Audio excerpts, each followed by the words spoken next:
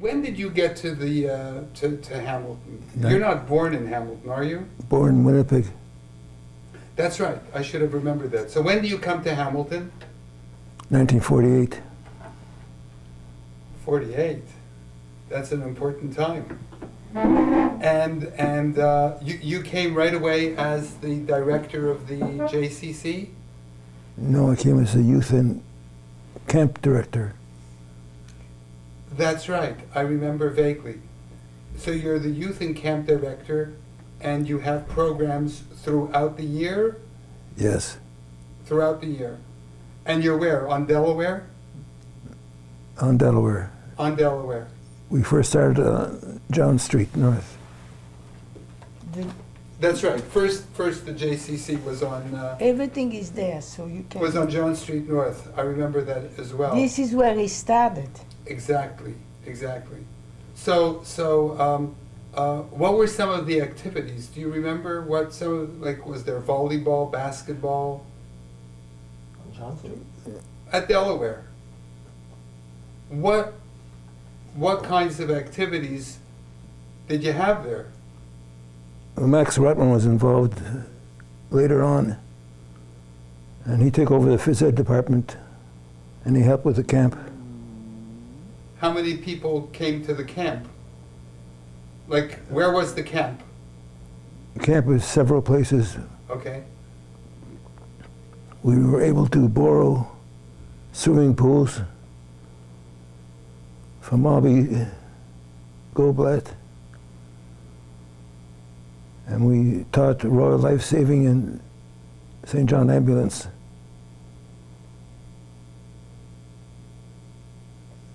We had Larry Spearglass working at the camp.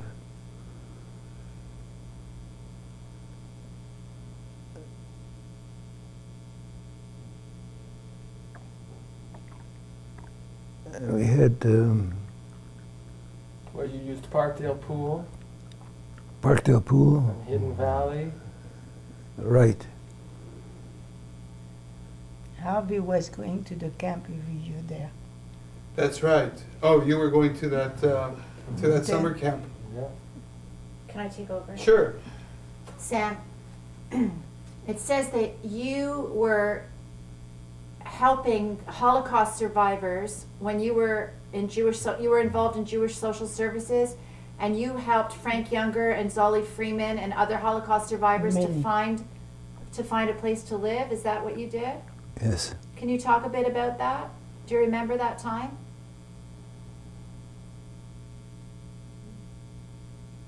Were there many Holocaust survivors that came to Hamilton?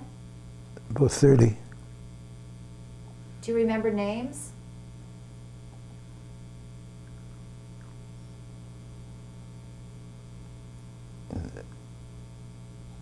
Did I mention that?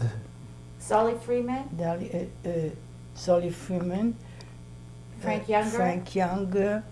Saul Cohen, do you remember Saul Cohen, the butcher? Yes.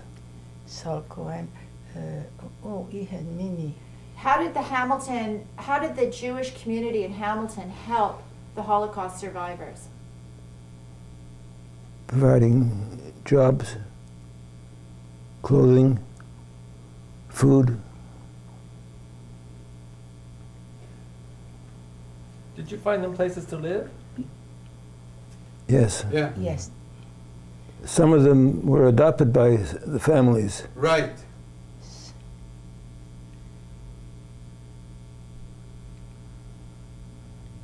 Do you remember Minna, she's Lowith now, I don't know what her name, Abelis? The Czechoslovakian Jews, they came in 1939, but you weren't there till He was 1948. not there, yes. Okay, how about, you were the director of the drama group at the JCC? No, I wasn't. Okay, you weren't the director, Morris Stein was the director. Yes. Right. Okay, so did you help with that? He organized it. You organized the drama group? Yes. Were there many plays? There was one main play. We entered into competition with Hamilton drama groups. What was Who the won? We came second. You lost. But Sam, do you remember when I came to Hamilton, you organized a group called Contact. And it was for newcomers to Hamilton. It was you who did it. And we used to meet at the JCC on Delaware, and we played volleyball. That's a long time ago. But that's what you did. You were instrumental, at least when I came to Hamilton, in organizing this group for new people moving to the city. Well, he had the intercity program from St. Catherine, Guelph, Guelph, where else? Kitchener, Kitchener. Oh. All the Jewish kids. Niagara Falls. Oh, wow. And they came and they had a dance every Saturday night, or I don't know, every once a month. We and took turns in having it at different places. Yeah. So we spoke to someone who told us. So we needed the assistance of some of the parents to drive us to these places. Did anyone speak Yiddish when you came to Hamilton? Were there people speaking Yiddish? Yes. What about the club? There was a Yiddish club. They have a Yiddish club at I the was center. part of that. You were? Yeah. He had a Yiddish club. That I remember. Yes. Did you, Sam, did you lead the Yiddish club? Were you the leader? No. You see, he created the programs. Right, I understand. And then somebody will, I understand. organize it. Who organized it? But he created most of the program because he was the program director as well. This is what I say the Jewish Center did to people who came, and we didn't know from Orthodox and Reform, and where do you go? So like my son said, and it's true, at that time, it was like a city hall of the Jewish people.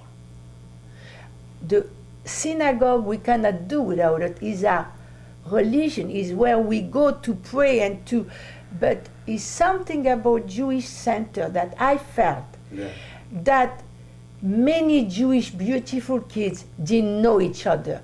And the example that will tell you is that how they grow up at the center. Sam, there was a cafeteria in that Jewish community center, am I right? Right. And people were there all the time? Yes. She was on duty in the cafeteria. Mrs. Feldman. Mrs. Feldman.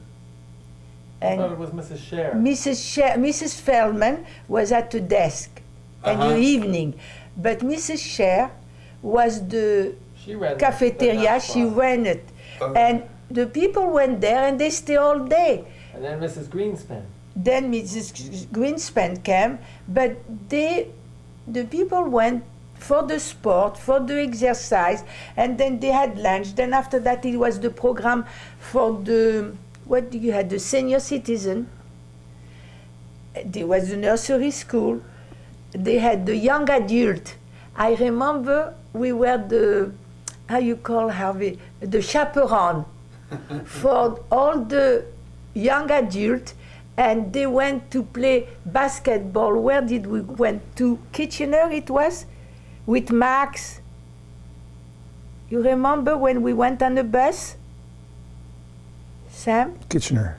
Kitchener. It was a big competition of basketball. Oh, yeah. And so they had dances. As a matter of fact, I remember if you remember Efri Jonah?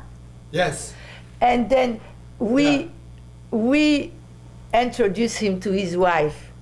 Oh. And we did, Sam and I, but Sam before, lots of people, young couple, met at the Jewish communities. They moved to Israel, right? Yes. Right. When people talk about the golden years of the JCC, they think about Delaware Avenue. Exactly. And they think about the three people who were icons at that time, which was Sam and Bill Stern and Max Rotman, the three of them Yes, together.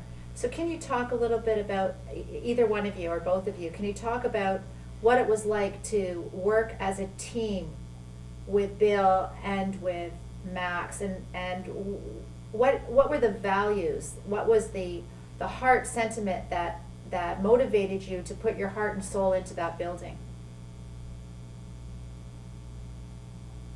Well, it started even before that building. It started back in Winnipeg, which is a strong Yiddish community. And our background was mainly Yiddish.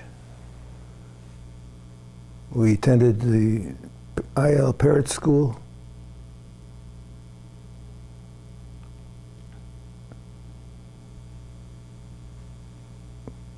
We formed a rhythm band that was highly recognized.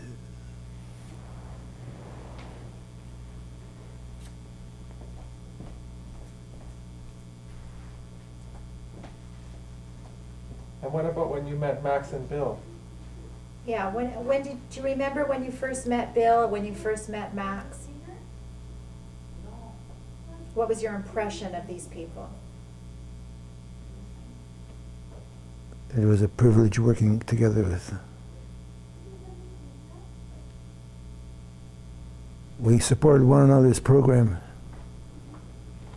whether it was Sunday afternoon or Saturday night. The three of us would get together at the center. So what did you work on with Bill and Max? The campaign, UJA. Max had some basketball teams that he entered into the city basketball league. And we always there to help each other out.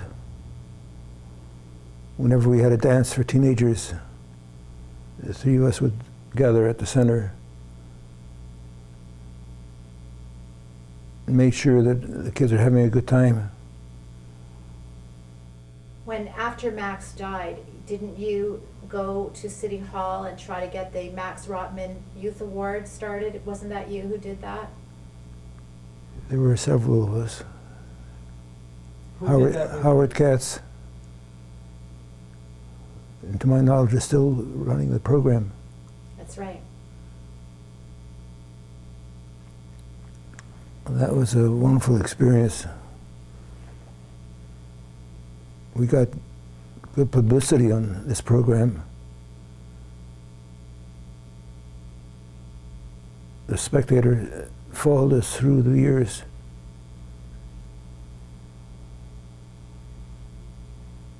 And who presented it every year until her death?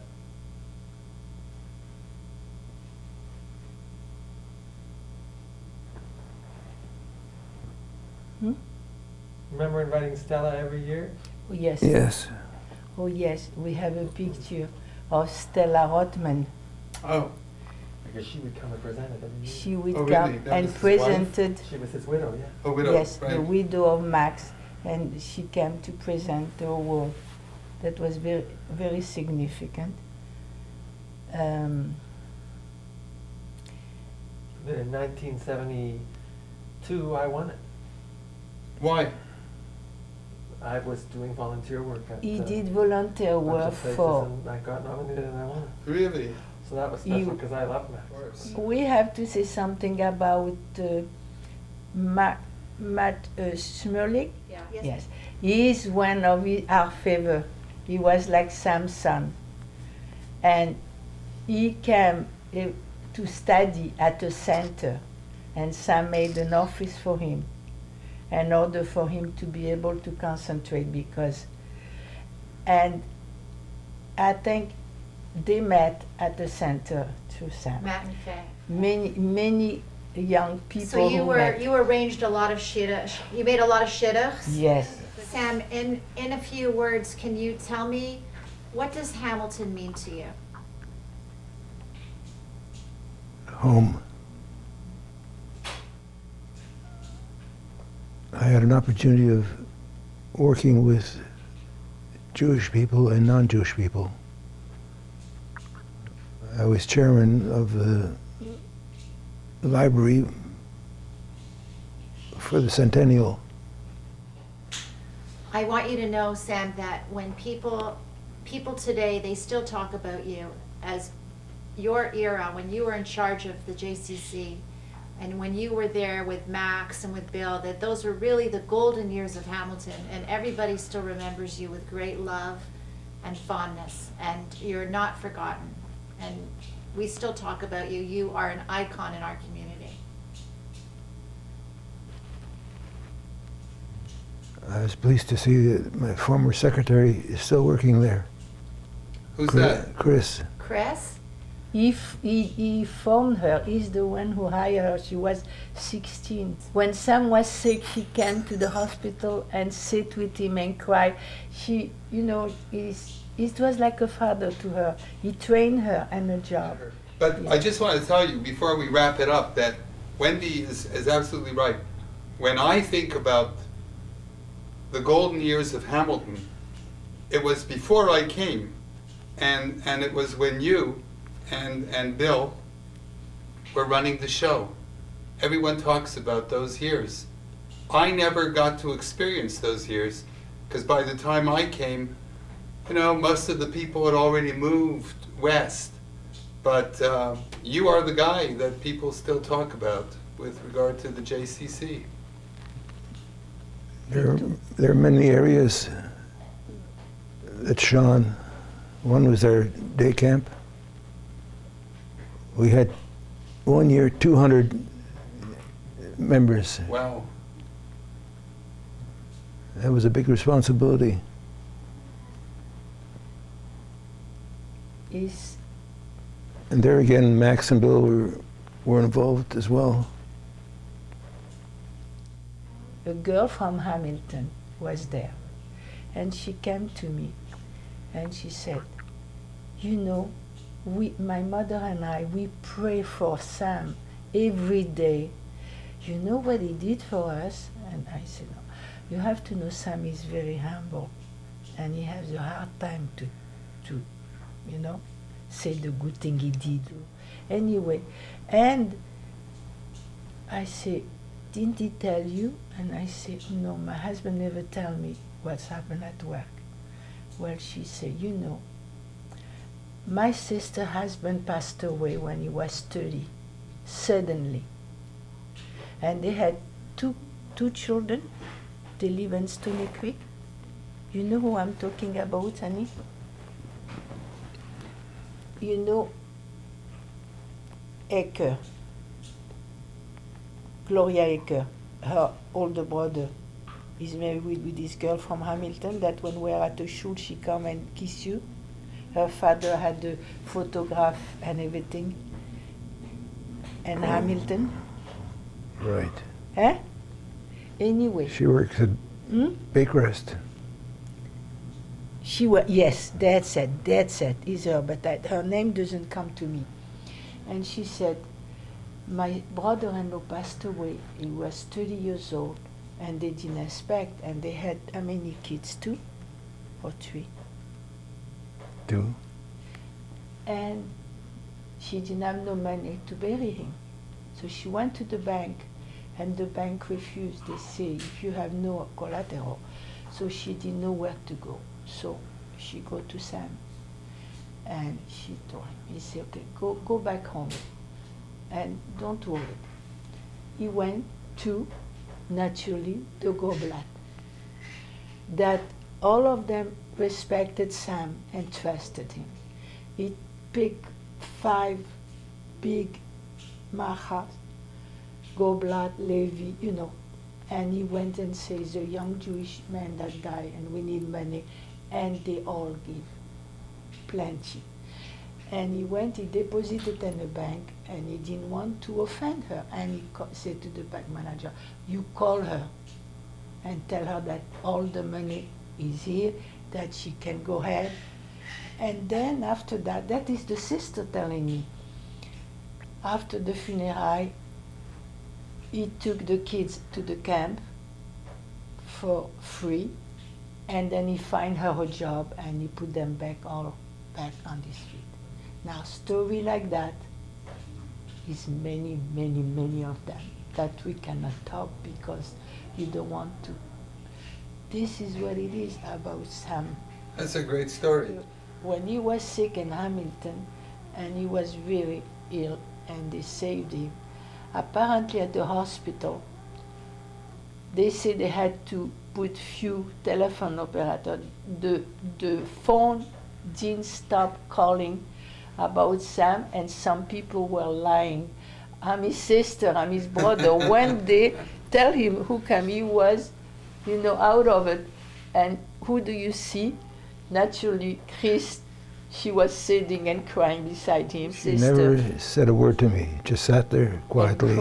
Crying and holding his hand. So, when the Negev dinner came, it was half of the people were priests, nuns.